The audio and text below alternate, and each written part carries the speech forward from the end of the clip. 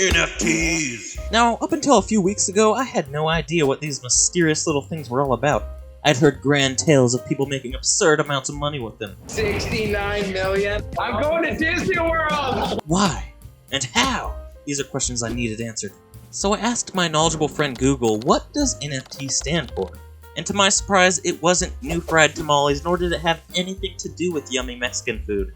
I know, I'm sad too. Well, let's try to get past it, together. It actually means non-fungible token. If you're wondering what in the hell does that mean, not to worry, buckaroo, just calm your ass down and I'll tell you in a second. If you remove non and token, you're left with this word fungible. If something is fungible, it's mutually interchangeable, meaning it's able to replace or be replaced by another identical item with no loss in value. A few examples of fungible items are money, precious metals, and people who work at gas stations, which is what I'll be doing if you don't like this video, so please, for the love of God, just... Now that I've explained what fungible means, you should be able to deduce what non-fungible means. So an NFT, or non-fungible token, is a unique unit of data that can be used to represent ownership of an asset. It may be music, real estate, domain names, but the most popular at the moment is digital artwork. After learning all this, I was still left with so many questions, like how can these digital artworks hold any real value when anyone can just right-click and save the image as their own? What's keeping track of this ownership? Well, that's where blockchains come into play. When you want to make an NFT, you have to do something called minting. This is the process of turning a digital file, or real-world asset, into a crypto collectible on a blockchain. But what is a blockchain, might you ask? Well, it's a system of recording information, first used in 2009 to keep track of Bitcoin transactions. So a blockchain is essentially a digital ledger of transactions, which is, I don't want to say impossible, cause you know, but it's extremely difficult to change, hack, or cheat the system, because it's duplicated and distributed across the entire network of computer systems on the blockchain. Okay, now that I'm done force-feeding you NFT information, it's time to actually show you how I made 10,000 of them. So with this newly acquired knowledge, I was still unsure whether I wanted to make some or not. So I hopped onto OpenSea, which is the top dog marketplace for selling NFTs, and immediately went to the rankings so I could see what all the top collections were doing, and get a sense of what I would have to do if I wanted to make some. But one thing immediately stood out to me. All of them had at least 5,000. But the most common number was a whopping 10,000.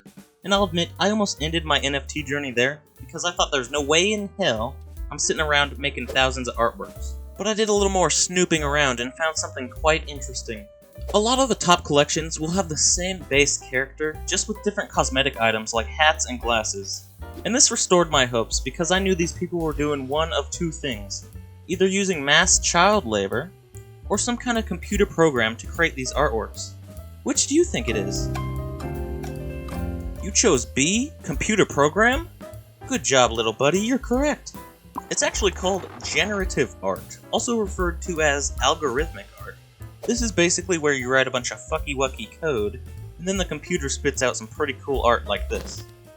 But luckily, I didn't have to write this code myself because this poor sap already did. And he put it on GitHub so us simple folk can download it for free. His name's Hashlips, so check his YouTube channel out and give him a big smooch right on the lips.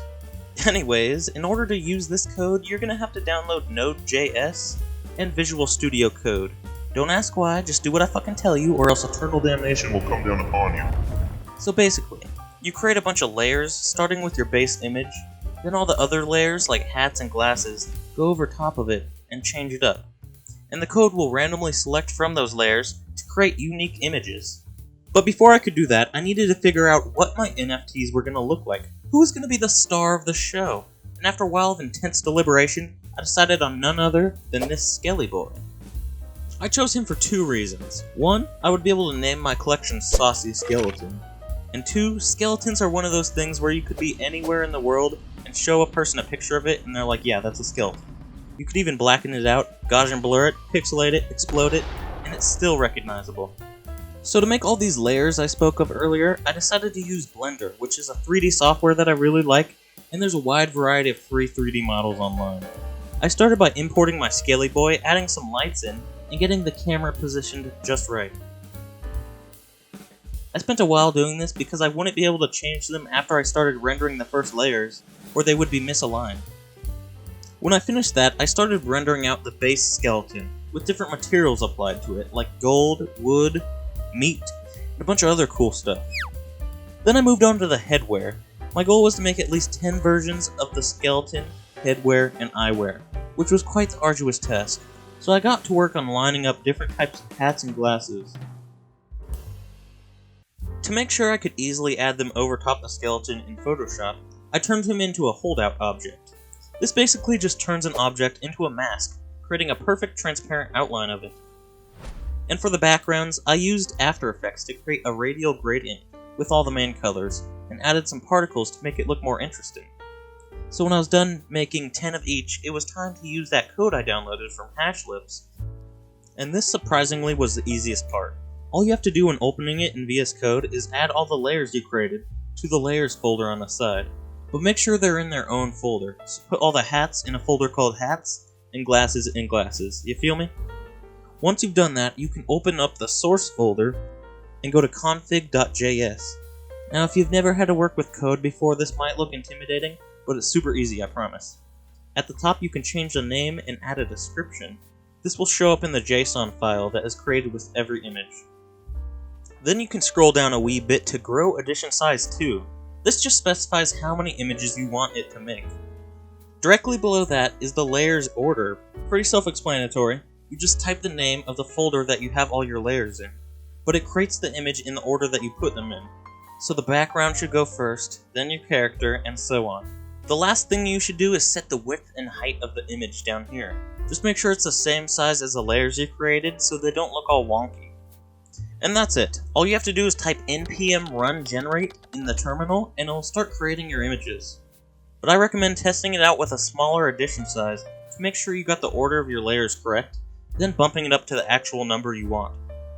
So with all the settings double checked, I typed npm run generate for the first time and hit enter. And away it went, fast as lightning, pumping out those future NFTs just as expected. I don't know why I'm being so dramatic, sorry. So as my computer was generating those, I decided to step away and take a shower for the first time in 3 weeks. And when I returned, I was met with quite the sad sight.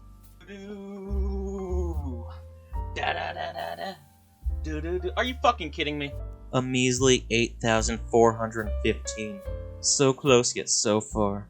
But luckily there was this little message explaining my oopsie whoopsie, and it stated, "You need more layers or elements to grow your edition to 10,000 artworks!" Exclamation mark. Although I was a little angry, Are you fucking kidding me? I was pleased to see that old Hashy boy let me know why. So I hopped back into Blender and added some more layers to each of the folders. I also created 2 new folders, one for apparel and one for mouth accessories, which I think added a lot to Mr. Skelly Boy's personality. I like the cut of your jib, young celery lad. When I finished rendering all those, I went back into VS Code and tried it for the second time. Over the course of about 20 minutes, these images generated away, until it made it to the beautiful number 10,000. I had done it. Finally, after days of sitting on my ass rendering, it was finished. But little did I know, the hardest part was yet to come. I needed to get these 10,000 images onto OpenSea. After searching YouTube for different ways I could bulk upload them, I found a lot of videos of people using this software called Minnie Mouse Macro. Although it looked extremely annoying and tedious, I was willing to give it a shot. So this software works like any macro. It records your mouse clicks and keystrokes, then they can be played back to help with repetitive tasks. So the way you upload an image to OpenSea is you go to the top and hit this create button. Then you can select an image, put the item name, a description, all that stuff. So the plan was to have 2 Google spreadsheets open, one with the number of the file and the item name, and another with the description. Then you press record on the Minnie Mouse macro. Copy the file name, then go up to OpenSea and hit create. Click on this square to add the image and paste the number in. Then go back down to the Google Sheet, copy the name, and hit down on the directional pad, so the next time you copy the name, it's not the same one. Then you paste the name in, copy the description, paste that in too. Then you select the collection, the blockchain, and hit create. Like I said, tedious and annoying. Then you can just stop the macro, and if you've done it right, you can just hit play on it and it will start automatically uploading the images to OpenSea. But sadly, every couple hundred that it would upload, the macro would mess up, and this was especially bad if I had it running overnight, because I would wake up and have to look through hundreds of them to see which ones it missed. And after about a week of doing this, I only had 2,500 uploaded, so I made the executive decision to end it there, because uploading 7,500 more was just not worth my time. So that's how I made 10,000 NFTs and uploaded a quarter of them to OpenSea. If you want to check out the collection, I left a link in the description, but I don't think I could even sell one to you because I have 0 Ethereum to pay the gas fees.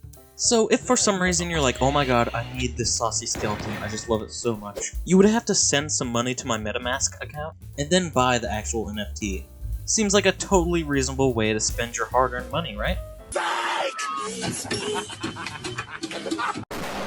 Now what the hell's an NFT? Apparently cryptocurrency. Everyone's making so much money.